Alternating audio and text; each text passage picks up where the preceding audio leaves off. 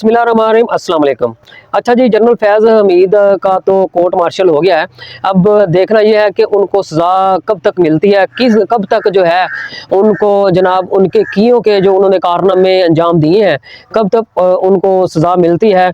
मेरा नहीं ख्याल कि उनको कोई भी किसी किस्म की सज़ा दी जाएगी।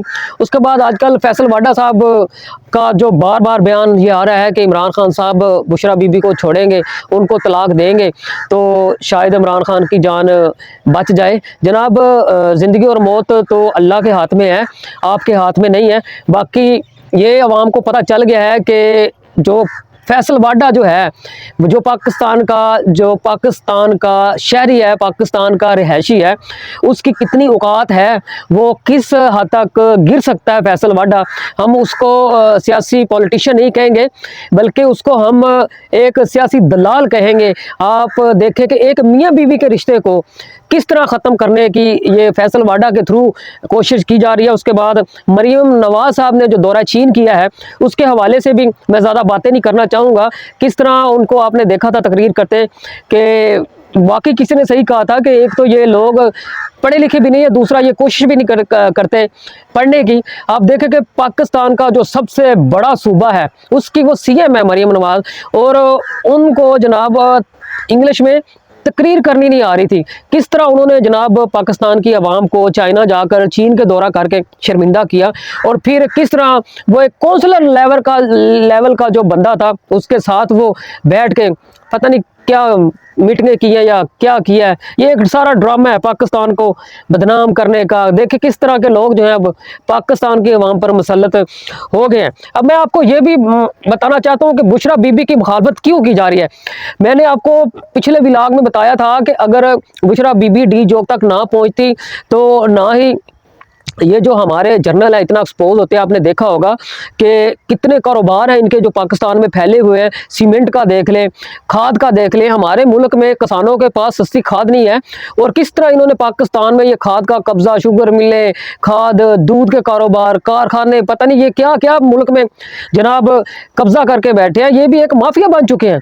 पाकिस्तान की अवाम महंगाई, बेरोजगारी, गुर्बत की वजह से रो रही है, और हमारे जर्नैल है, हम तो रोते रहे हैं इस मुल्क के ताजरों को कि जितनी महंगाई करते हैं इस मुल्क के ताजर करते हैं। लेकिन अब पता चला है कि जो असल महंगाई है वो जनाब ये जो मुल्क में जर्नैलों का माफिया है, ये भी इसमें बराबर का इनका हाथ है, बराबर का इनका जनाब। ये आप कारोबार देख लें, आप स्टॉक एक्सचेंज देख लें, आप शुगर मिलें देख लें, कारखाने देख लें, इन सब में जनाब आप हाउसिंग सोसाइटी देख लें। ये बड़े बड़े जितने भी प्रोजेक्ट हैं इस वक्त पाकिस्तान में, ये सब के सब जर्नैलों के हैं। ये ताजरों को हम ऐसे ही बदनाम करते रहे कि यार ये ताजर महंगाई करते हैं, ताजर इस तरह करते हैं, ताजर इस तरह करते हैं। ये तो हमें उस वक्त पता चला है जब पाकिस्तान की अवाम ने फौजी मसनूआत का बाइकाट किया है। फिर पता चला है कि जनाब 1 नहीं, 10 नहीं, 20 नहीं, 50 नहीं, इनके तो जनाब 100 से भी ऊपर जो प्रोडक्ट है, जो मसनूआत हैं, ये पाकिस्तान में जनाब घूम फिर रही हैं और अरबों रुपए का ये कारोबार करते फिर रहे हैं। और मैं ये भी बता दूं कि जब तक बुशरा बीबी जिंदा है उस वक्त तक जनाब ये जो हुकूमत वाले हैं, बल्कि हुकूमत तो चलती नजर ही नहीं आ रही। आपने देखा होगा अब फिर जो है शहबाज शरीफ की जगह जो है बिलावल को वो मुसल्लत करने की कोशिश की जा रही है, और मेरे ख्याल के मुताबिक जो इस वक्त मेरा माइंड कहता है कि वो कामयाब हो भी जाएंगे, शायद बिलावल को इस मुल्क का वज़ीर-ए-आज़म बना दें। जब बुशरा बीबी डी चौक पहुंची आवाम को लेकर, उस वक्त पता चला, जब वहां पे लोगों को शहीद किया गया, लोगों ने मसनूआत का बाइकाट किया, उस वक्त आवाम को पता चला कि जनाब ये जो फौजी अदारा है, जर्नैल हैं, इन्होंने कितना जो है पाकिस्तान को जनाब इस वक्त पाकिस्तान पर कब्जा किया हुआ है, किस तरह ये अरबों रुपया पाकिस्तान में कमा रहे हैं। अब इमरान खान के पास सोशल मीडिया तो हथियार है ही है। अब दूसरा हथियार जनाब इमरान खान के पास इस वक्त बुशरा बीबी है। बुशरा बीबी जब भी कॉल देंगे इमरान खान, बुशरा बीबी निकलेगी, उसके पीछे जनाब निकलेंगे, क्योंकि आपको पता है कि जो पाकिस्तान तहरीक इंसाफ के आधे से ज़्यादा जो जमात के लोग हैं उनको इस वक्त हाईजैक किया हुआ है, और वो इस वक्त जनाब एस्टेब्लिशमेंट की उंगली पर नाच रहे हैं। और किस तरह ये जो इमरान खान का जी ये जो केस है जेल के के अंदर वाला डियाला वाला, इतना शायद उनकी सज़ा लंबी ना होती अगर ये तहरीक इंसाफ के आधे से ज़्यादा जनाब जो MNA है, जो मेंबर कौमी असम्बली है, मेंबर सूबाई असम्बली है, अगर वो ना बिकते तो शायद इस वक्त जो है वो सीन और ही होता। अब देखना यह है कि जनरल फैज़ हमीद को ये जो फ़ौजी अदालतें हैं ये सज़ा देती हैं कि नहीं देती, ये तो एक अलहदा मैटर है। अब 2024 में इलेक्शन हुआ है, अब उनको इसी बात की सज़ा दी जा रही है ना जनरल हमीद को कि उन्होंने इलेक्शन में और सियासी मामलात में मुदाखलत की थी। अब ये जो 2024 का इलेक्शन हुआ है, ये जो अवाम ने पाकिस्तान तहरीक इंसाफ के हक़ में फ़ैसले दिए थे, 75%, 80% या 85% जो लोग हैं उन्होंने PTI को वोट दिए थे, किस तरह फिर वो इलेक्शन को चेंज किया गया, चुराया गया 47 फार्म के ज़रिए, किस तरह जीते हुए जो कारकुन थे उनको हराया गया, उनको जनाब हारे हुए को जितवाया गया। अब ये जो सियासी मुदाखलत 2024 के इलेक्शन में हुई है, इसको अगर जिन जिन लोगों का हाथ है, इसको सज़ा कौन देगा, किस किस का कोर्ट मार्शल होगा, जिसने भी अवामी मैंडेट को चुराया है, फिर कौन कौन जो है वो जनाब आइन शिकन बनेगा, जिसने पाकिस्तान के आइन को तोड़ा है वो क्या सज़ा का हकदार होगा, उसको सज़ा मिलेगी? नहीं मिलेगी, किसी सूरत भी नहीं मिलेगी।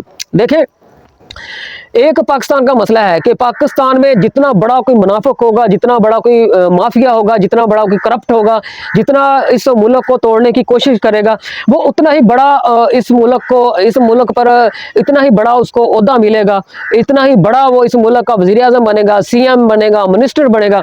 अगर आपको पता चल जाए कि ये बंदा जो है मुल्क को लूट रहा है, ये बंदा मुल्क का नुकसान कर रहा है, ये मुल्क का गद्दार है, अगर आपको पता चल जाए, आप सड़कों पर आए, आप एहतजाज करें, आप विला करें कि ये बंदा जो है पाकिस्तान के हक में नहीं है, ये पाकिस्तान को लूट रहा है, पाकिस्तान के लिए गद्दारी कर रहा है, तो आप ये बात ज़हन में रखें कि आपको इस मुल्क के अदारे फ़ौरन पकड़ लेंगे, क्योंकि आप पाकिस्तान के हक में बोल रहे हैं। आपको पता चल गया कि कौन बंदा गद्दार है, कौन बंदा माफिया है, कौन जो है इस मुल्क को लूट रहा है, कौन करप्ट है।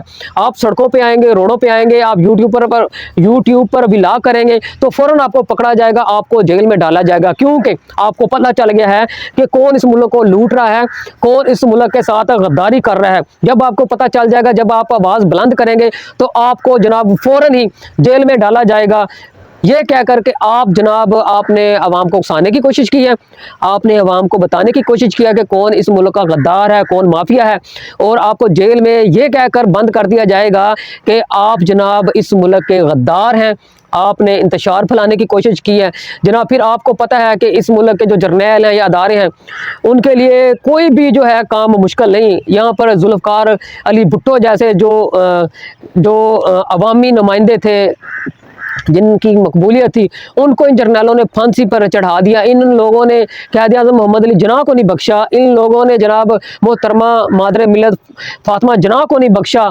इन्होंने जनाब जो बंदा भी अवामी मकबूलियत से इक़्तिदार में आएगा, जो बंदा जो है पाकिस्तान के लिए आगे बढ़ेगा, पाकिस्तान को तरक्की की राह पर गामज़न करने की कोशिश करेगा, पाकिस्तान को ऊपर ले जाने की कोशिश करेगा, तो ये जनाब जो हमारे ऊपर इस मुल्क के ऊपर बैठे हैं इसराइली एजेंट, अमेरिकी एजेंट, बरतानिया के एजेंट, वो किसी सूरत भी उस बंदे को जनाब आगे आने का मौका नहीं देंगे। किसी ना किसी सूरत उस बंदे को जनाब जेल के अंदर डाल दिया जाएगा, उसको सज़ा के ज़रिए उसका ख़ात्मा कर दिया जाएगा।